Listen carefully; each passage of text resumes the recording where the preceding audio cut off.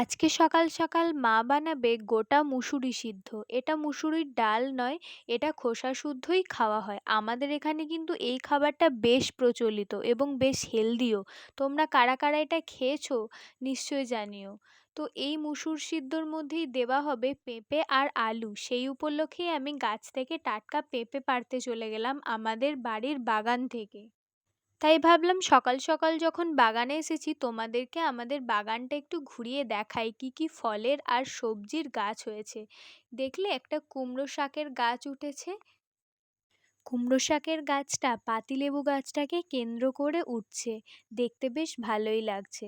চলো আজকে তোমাদের ফল আর সবজি দেখাচ্ছি, আর একদিন তোমাদের আমার বাগানের ফুলগুলোর সঙ্গে পরিচয় করাবো। আমাদের বাগানে শাকের মধ্যে আছে সজনের শাক, কলমির শাক আর শুশনির শাক। আর ফলের মধ্যে তো তোমরা দেখলে পেঁপে আছে, পাতিলেবু আছে, আর ছোট্ট ছোট্ট বেগুনের চারা রোপণ করা হয়েছে।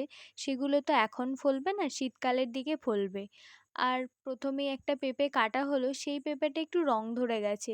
তো এটা তো শুধুই খেয়ে নিতে হবে, এটা তো আর রান্নাতে দেওয়া যাবে না, তাই পরে আরেকটাও কাটতে হলো।